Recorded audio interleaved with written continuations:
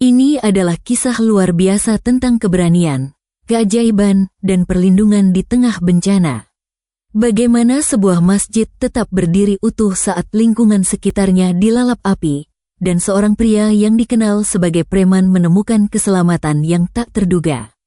Apa yang sebenarnya terjadi di balik peristiwa ini? Inilah ceritanya. Malam itu, kota New York berubah menjadi neraka. Kobaran api melahap gedung-gedung pencakar langit, asap hitam mengepul menutupi langit, dan suara sirene ambulans serta pemadam kebakaran menggema tanpa henti. Orang-orang berlarian di jalanan dengan wajah penuh ketakutan, mencari perlindungan dari kebakaran hebat yang entah berasal dari mana. Di tengah kekacauan itu, Kevin, seorang pria berusia 29 tahun, berlari tanpa arah. Bajunya kotor, wajahnya penuh debu, dan nafasnya terengah-engah. Ia adalah seorang penjahat jalanan yang terkenal di lingkungannya. Namun malam itu ia merasa seperti seorang anak kecil yang tersesat. Kevin telah hidup dengan keras. Ia kehilangan kedua orang tuanya dalam kecelakaan mobil ketika ia baru berusia 7 tahun. Tanpa keluarga yang peduli, ia tumbuh di jalanan, menjalani hidup yang penuh kekerasan dan pengkhianatan. Masa kecilnya yang penuh luka membentuk Kevin menjadi sosok yang kasar dan tak berperasaan. Ia memimpin sebuah geng kecil yang sering membuat keributan di sudut-sudut gelap kota. Dengan tubuh penuh tato dan tatapan dingin, ia adalah orang yang ditakuti di lingkungannya. Namun, di balik penampilan kasarnya, Kevin adalah pria yang rapuh. Setiap malam, setelah semua teman-temannya pergi, ia duduk sendirian di atap gedung tempat ia tinggal, menatap gedung-gedung tinggi yang bercahaya. Dalam hatinya, ia bertanya, apa sebenarnya tujuan hidupku? Apakah aku hanya hidup untuk menjadi sosok yang ditakuti? Mengapa aku merasa hampa meskipun aku memiliki kekuasaan? Namun, pertanyaan itu selalu ia abaikan, terkubur di bawah rutinitasnya yang penuh kekerasan. Malam itu, saat kebakaran besar melanda kota, Kevin sedang duduk di sebuah bar kecil. Ia keluar setelah mendengar teriakan orang-orang. Pemandangan di luar membuatnya tertegun. Api melahap gedung-gedung, dan orang-orang berlarian dengan wajah panik. Kevin mencoba tetap tenang, tetapi hatinya penuh ketakutan. Ia mulai berlari, mencoba menyelamatkan dirinya sendiri. Ia melewati jalanan yang penuh reruntuhan dan asap tebal. Di sepanjang jalan, ia melihat orang-orang yang terluka, menangis meminta tolong. Namun, Kevin, yang biasanya penuh keberanian, merasa terlalu kecil dan tidak berdaya untuk membantu mereka. Untuk pertama kalinya, ia merasa takut akan kematian. Saat ia berlari tanpa arah, matanya tertuju pada sebuah masjid kecil di sudut jalan. Ajaibnya, masjid itu berdiri kokoh, tanpa goresan api sedikit pun. Padahal, bangunan-bangunan di sekitarnya telah rata dengan tanah. Masjid itu tampak bersinar di tengah kegelapan, seolah-olah ada kekuatan yang melindunginya. Kevin menghentikan langkahnya. Ia memandang masjid itu dengan perasaan campur aduk, bingung, takut, dan penasaran. Sebagai seseorang yang tidak pernah percaya pada agama, ia merasa aneh melihat bangunan itu tetap utuh di tengah kehancuran. Dengan langkah ragu, ia mendekati pintu masjid.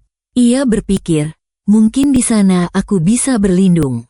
Begitu masuk, Kevin merasa seperti memasuki dunia yang berbeda. Di dalam masjid, suasananya damai dan sejuk, sangat kontras dengan kekacauan di luar. Ia berdiri di tengah aula utama, memandangi langit-langit yang dihiasi kaligrafi Arab.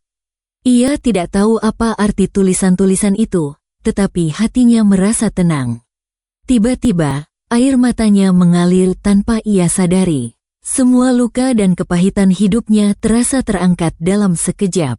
Kevin, yang biasanya keras dan dingin, kini menangis seperti anak kecil. Ia merasa bahwa untuk pertama kalinya dalam hidupnya, ia tidak sendirian. Saat Kevin masih tenggelam dalam pikirannya, seorang pria tua dengan sorban putih menghampirinya. Pria itu, yang ternyata adalah imam masjid, menyambut Kevin dengan senyum hangat. "Nak, apakah kau membutuhkan tempat berlindung?" tanya sang imam. Kevin hanya mengangguk, tak mampu berkata-kata. Imam itu lalu mempersilakannya duduk di salah satu sudut masjid. Mereka mulai berbicara. Awalnya, Kevin merasa canggung, tetapi perlahan-lahan ia mulai membuka diri. Ia menceritakan tentang masa kecilnya, kehilangan orang tuanya, dan bagaimana ia harus bertahan hidup di jalanan. Sang imam mendengarkan dengan sabar, tanpa menghakimi. Ia berkata, Tuhan selalu memberi kesempatan kedua kepada siapapun yang mau membuka hatinya. Tidak ada dosa yang terlalu besar untuk diampuni, asalkan kau benar-benar ingin berubah. Kata-kata itu mengguncang hati Kevin. Ia menyadari bahwa selama ini ia hidup dalam bayang-bayang masa lalu yang kelam. Ia merasa bahwa mungkin, untuk pertama kalinya, ia memiliki harapan untuk hidup yang lebih baik. Malam itu, Kevin berjanji pada dirinya sendiri untuk berubah. Ketika pagi tiba, dan api yang melahap kota mulai padam, Kevin melangkah keluar dari masjid dengan hati yang baru. Ia tahu bahwa perjalanan ke arah yang lebih baik tidak akan mudah, tetapi ia siap untuk mencobanya. Hari-hari berikutnya, Kevin memulai langkah kecil. Ia meninggalkan gengnya, meskipun itu adalah keputusan yang sulit.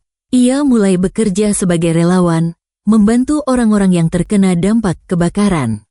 Ia membersihkan reruntuhan, membantu mendistribusikan makanan, dan mendengarkan cerita orang-orang yang kehilangan segalanya. Perubahan Kevin tidak luput dari perhatian. Orang-orang di komunitasnya mulai melihatnya sebagai sosok yang berbeda. Dari seorang penjahat yang ditakuti, ia berubah menjadi seseorang yang dihormati. Kevin menjadi inspirasi bagi banyak orang di lingkungannya. Kisah Kevin menyebar ke seluruh kota. Banyak yang tidak percaya bahwa seseorang seperti Kevin bisa berubah. Tetapi Kevin tahu bahwa semuanya berawal dari malam itu, malam ketika ia menemukan masjid kecil yang berdiri kokoh di tengah kobaran api. Kisah ini mengajarkan kita bahwa tidak ada hati yang terlalu keras untuk dilembutkan, dan tidak ada hidup yang terlalu rusak untuk diperbaiki.